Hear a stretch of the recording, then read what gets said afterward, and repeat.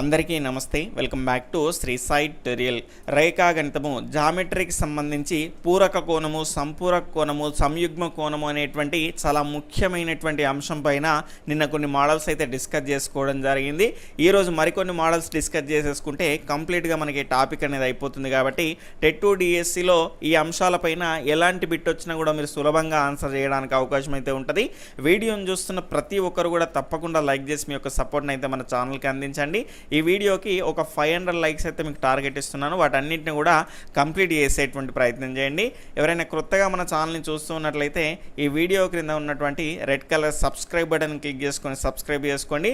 పక్కనటువంటి all notification bell ఐకాన్ని click చేస్తేనే నేను చేసేటువంటి ప్రతి వీడియో కూడా మీకు నోటిఫికేషన్ రూపంలోకి వస్తుంది. ఇక మనం మొదటి క్వశ్చన్లోకి వెళ్తే, ఒక కోణం యొక్క పూరక కోణం దాని సంపూరక కోణంలో 25% అయినా ఆ కోణం యొక్క విలువ ఎంత అని ప్రశ్న. ఒక కోణం ఎంత అంటే ఎక్స్, దాని యొక్క పూరక కోణం ఎంత సార్? 90 - x. దాని యొక్క సంపూరక కోణం ఎంత? 180 - x. గత క్లాస్లో ఎవరైనా చూడకపోతే కనుక ఈ వీడియో యొక్క టైటిల్ పైన క్లిక్ చేస్తే ఆ లింక్స్ అనేవి వస్తాయి. ఖచ్చితంగా అవి చూసేటువంటి ప్రయత్నం చేయండి. ఇంకా క్లియర్గా అర్థమయ్యేటువంటి అవకాశం అయితే ఉంటుంది. ఇక్కడ 90 - x అంటే పూరక కోణం. ఆ పూరక కోణం ఎట్లుంటుందట? సంపూరక కోణంలో 25% సమానంగా ఉంటుంది. సంపూరక కోణం ఏంటి మరి? 180 - x అంటే ఇందులో 25% సమానము. ఏంటి? పూరక కోణము. 25% అంటే 25/100. 25 1 25 4. ఇక్కడ 4 డివైడ్ చేస్తుంది. ఇటు వెళ్తే కనుక మల్టిప్లై చేస్తుంది. 4 × 90 - x = 180 - x. ఇక్కడ 4 9s 36, 0 యాడ్ చేసేసుకున్న 4 × x 4x. దాని తర్వాత మనకు ఇక్కడ 180 - x అనేది ఉంది. ఇక్కడ మనం ఏం చేద్దాము అంటే ఈ 360ని ఇటువైపే ఉంచి 180ని ఇటువైపు పంపిస్తున్నా. ఇటువైపు పంపిస్తే 360 - 180 ఇక్కడ -4x ఉంది. ఇక్కడ మనకు అటువైపు వెళ్తే +4x అవుతుంది. ఇక్కడ -x ఉంది. ఇటువైపు ఈ -4x వస్తే కనుక +4x అనేది అవుతుంది. ఇక్కడ 360 నుంచి 180 తీసేస్తే 180 మనకు మిగులుతుంది. ఇక్కడ -x, ఇక్కడ +4x ఉంది కాబట్టి తీసేయాలి. 4x నుంచి ఒక x తీసేస్తే 3x. ఇక్కడ 3 1 3 6 60 అంటే x = ఎంత వచ్చింది సార్? 60 అనేది వచ్చింది. అంటే ఆ కోణం ఎంత సార్? 60 డిగ్రీలు. తర్వాత రెండవ ప్రశ్న, రెండు పూరక కోణాల నిష్పత్తి 4:5 అయితే ఆ కోణాలను కనుగొనే ప్రశ్న.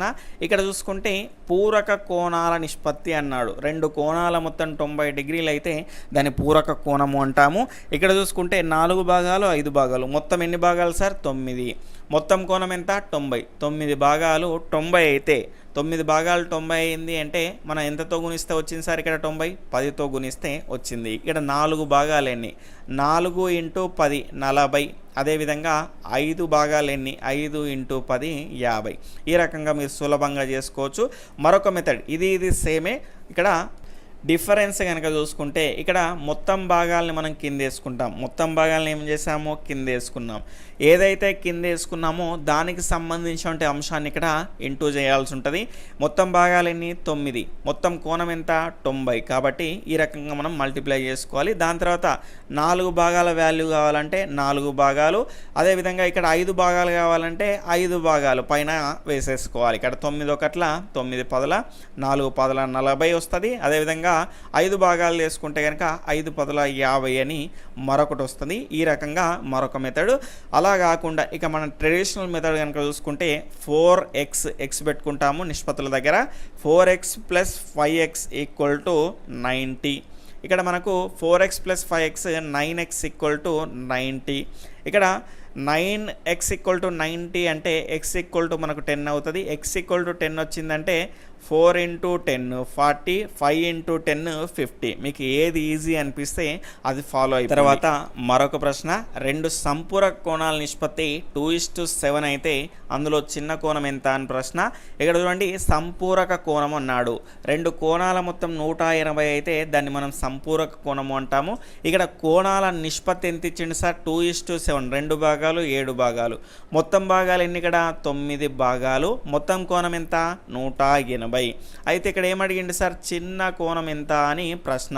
ఇక్కడ మనకు 9ని దేనితోటి గుణిస్తే 180 వస్తుంది, 20తో గుణిస్తే మనకు 180 వస్తుంది. మనకు కావాల్సింది చిన్న కోణం అంటే తీసుకోవాల్సింది కూడా చిన్న నిష్పత్తినే కదా, కాబట్టి 2 భాగాలు ఎంత అని ప్రశ్న. అంటే 2ను 20 తోటి గుణిస్తే మనకు కావాల్సిన ఆన్సర్ అనేది వస్తుంది. 2 20ల 40 అనేది మన యొక్క ఆన్సర్. అదేవిధంగా పెద్ద కోణం ఎంత అంటే డైరెక్ట్గా మనం చెప్పొచ్చు 140. ఈ రకంగా వీటి యొక్క నిష్పత్తిని కనుక చూసుకుంటే మనకు 2:7 అనేది వస్తుంది. తర్వాత ప్రశ్న ఇది కొంత డిఫరెంట్గా ఉంటుంది. 27 డిగ్రీల పూరక సంపూరక కోణాల మధ్య భేదం ఎంత అని ప్రశ్న. ఇక్కడ జాగ్రత్తగా గమనించాల్సినటువంటి అంశం ఏంటి అంటే ఒక కోణం ఎక్స్, దాని యొక్క పూరక కోణం ఏమవుతుంది 90 - x, దాని యొక్క సంపూరక కోణం ఏమవుతుంది 180 - x. ఇక్కడ 27 డిగ్రీలు ఒక కోణం అనుకుందాం, 27 డిగ్రీలు.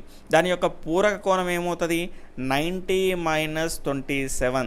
సంపూరక కోణం ఏమవుతుంది 180 - 27. ఇక్కడ 90 - 27 చేస్తే మనకు 63 వచ్చేసింది. 180 - 27 చేసేస్తే మనకు ఇక్కడ 153 అనేది వచ్చేస్తుంది. అంటే 27 యొక్క పూరక కోణం ఎంత 63.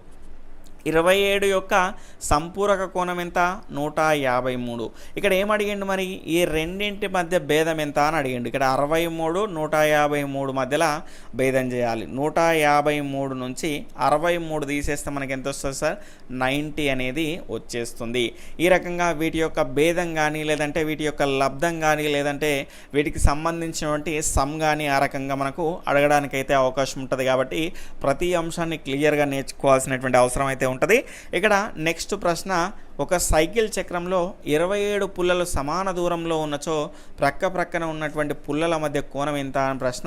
ఇక్కడ సైకిల్ చక్రము అంటే మొత్తంగా ఈ రకంగా రౌండ్ ఫిగర్ ఉంటుంది కాబట్టి 360 డిగ్రీలుగా తీసుకుంటాము.